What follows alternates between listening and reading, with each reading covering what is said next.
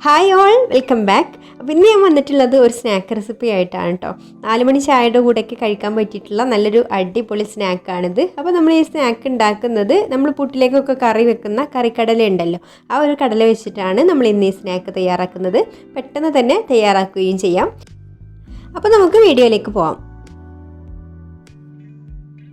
അപ്പോൾ നമ്മളിവിടെ ഒരു സ്നാക്ക് ഉണ്ടാക്കാൻ വേണ്ടിയിട്ട് ഇതുപോലെയുള്ള കടലയാണ് കേട്ടോ എടുത്തിട്ടുള്ളത്. 1 കപ്പ് കടല എടുത്തിട്ടുണ്ട്. ഇനി ഇത് ഒന്ന് വെള്ളത്തിലിട്ട് വെക്കണം. അപ്പോൾ ഞാനിത് രാത്രിയാണ് കേട്ടോ വെള്ളം ഒഴിച്ച് വെക്കുന്നത്. നന്നായിട്ട് കുതിർന്ന് കിട്ടണം കടല. അപ്പോൾ തലേ ദിവസം രാത്രി ആയതുകൊണ്ട് ലൈറ്റിൻ്റെ കുറച്ച് പ്രശ്നമുണ്ട് കേട്ടോ. അപ്പോൾ ഞാൻ വെള്ളം ഒഴിച്ചിട്ട് എന്തായാലും ഇതൊന്ന് അടച്ചു വെക്കുകയാണ്. അപ്പോൾ പിറ്റേ ദിവസം നമ്മുടെ കടല നന്നായിട്ട് കുതിർന്ന് വന്നിട്ടുണ്ട്. അപ്പോൾ നല്ല കുതിർന്ന് നല്ല വലുതായി വന്നിട്ടുണ്ട് കേട്ടോ. അപ്പോൾ ഇങ്ങനെ ആയാൽ മാത്രമേ ഉള്ളൂ കടല നന്നായിട്ട് അരഞ്ഞ് കിട്ടുള്ളൂ. ഇനി നമുക്ക് ഇതൊന്ന് നന്നായിട്ട് കഴുകിയതിന് ശേഷം ഊറ്റി വെക്കാം, വെള്ളമൊക്കെ ഒന്ന് വാർന്നു പോകാൻ വേണ്ടിയിട്ട്. ഇനി ഞാനിവിടെ മിക്സിയുടെ ചെറിയ ജാർ എടുത്തിട്ടുണ്ട്. അതിലേക്ക് നമുക്ക് കടല കുറേശ്ശെ ഇട്ട് കൊടുത്തിട്ട് അരച്ചെടുക്കാം. ഇതുപോലെ ഒന്ന് അരച്ചെടുക്കുക. നല്ല ഫൈനായിട്ടൊന്നും അരച്ചെടുക്കണ്ട, ചെറുതായിട്ട് ഒരു തരിതരിപ്പോട് കൂടിയിട്ട് അരച്ചെടുക്കുക കേട്ടോ. നമ്മൾ പരിപ്പോടൊക്കെ അരച്ചെടുക്കുന്ന പോലെ അരച്ചെടുത്താൽ മതി. അപ്പോൾ ഇടയിൽ കടലയുടെ ചെറിയ ചെറിയ പീസ് ഉണ്ടായാലും കുഴപ്പമില്ല, അത് കടിക്കാൻ കിട്ടുമ്പോൾ അതിനൊരു പ്രത്യേക ടേസ്റ്റാണ്. അപ്പോൾ നമ്മൾ പരിപ്പോടൊക്കെ അരച്ചെടുക്കുക. ചെറുതായിട്ടൊരു ചെറിയ പരിപ്പിൻ്റെ കഷ്ണങ്ങളൊക്കെ ഉണ്ടാവുമല്ലോ, അതുപോലെ ഒന്ന് അരച്ചെടുത്താൽ മതി. ഇപ്പോൾ മുഴുവനും ഞാനിവിടെ അരച്ചെടുത്തിട്ടുണ്ട് കേട്ടോ. ഞാനിവിടെ 3 ബാച്ചായിട്ടാണ് ഇത് അരച്ചെടുത്തത്, ചെറിയ ജാറിലായതുകൊണ്ട്. ഇനി ഇതേ ജാറിലേക്ക് തന്നെ ഒരു ചെറിയ സവാള ഇതുപോലെ മുറിച്ചത് ഇട്ട് കൊടുക്കുന്നുണ്ട്. പിന്നെ ഒരു 3 പച്ചമുളക് ഇതുപോലെ മുറിച്ചതും കൂടെ ഇട്ട് കൊടുക്കുന്നുണ്ട്. പച്ചമുളക് എരിവിനനുസരിച്ച് എടുക്കുക കേട്ടോ. ഇതിപ്പോൾ അത്യാവശ്യം എരിവുള്ള മുളകാണ്. 2 ഇല്ലി കറിവേപ്പില ഇട്ട് കൊടുക്കുന്നുണ്ട്. പിന്നെ ഇതുപോലെ ഒരു ചെറിയ കഷ്ണം ഇഞ്ചി എടുത്തിട്ടുണ്ട്. അതൊന്ന് ഇതുപോലെ ചെറുതായിട്ട് മുറിച്ചിട്ടിട്ട് കൊടുക്കാം. പിന്നെ മല്ലിയില ഉണ്ടെങ്കിൽ അതും കൂടെ ഇട്ട് കൊടുക്കാം. അപ്പോൾ ഞാനിവിടെ കുറച്ച് മല്ലിയിലും കൂടെ ഇതിലേക്ക് മുറിച്ചിട്ട് കൊടുക്കുന്നുണ്ട്. പിന്നെ ഇതിലേക്ക് 1 ടീസ്പൂണ് പെരിഞ്ജീരകം ഇട്ട് കൊടുക്കുന്നുണ്ട്. ഇനി ചാറടച്ച് വെച്ചിട്ട് നമുക്കിതെല്ലാം കൂടെ ഒന്ന് ചെറുതായിട്ടൊന്ന് ചതച്ചെടുക്കാം. നല്ല ഫൈനായിട്ട് അരച്ചെടുക്കണ്ട കേട്ടോ. ഇതുപോലെ ഒന്ന് ക്രഷ് ചെയ്തെടുത്താൽ മതി.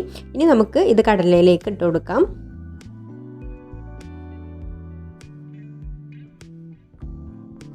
ഇനി ഇതിലേക്ക് പാകത്തിനുള്ള ഉപ്പ് ചേർത്ത് കൊടുക്കാം.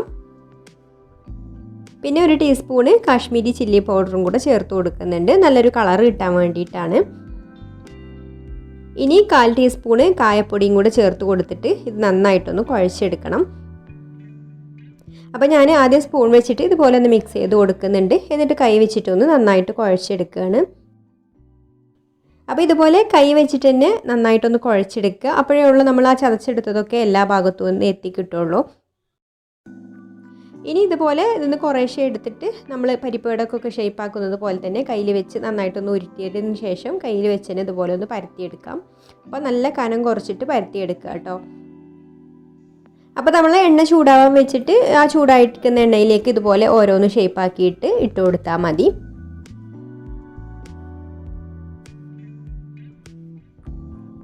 നല്ല ചൂടായിട്ടുള്ള എണ്ണയിലേക്ക് ഇട്ട് കൊടുക്കുക. എന്നിട്ട് നമ്മൾ ഫ്ലെയിം കുറച്ച് വെച്ചിട്ട് വേണം കേട്ടോ ഇത് ഫ്രൈ ചെയ്തെടുക്കാൻ, അല്ലെങ്കിൽ പെട്ടെന്ന് തന്നെ ഇത് കരിഞ്ഞു പോവും. അപ്പോൾ കടലൊക്കെ നന്നായിട്ട് വെന്ത് വരില്ല. അപ്പോൾ കടലൊക്കെ നന്നായിട്ട് വെന്ത് കിട്ടാൻ വേണ്ടിയിട്ട് ഇത് ഒരു ലോ മീഡിയം ഫ്ലെയിമിൽ വെച്ചിട്ട് ഫ്രൈ ചെയ്തെടുക്കുക. എന്നിട്ട് ഇടയ്ക്ക് ഇതുപോലെ മറിച്ചിട്ട് കൊടുക്കാം.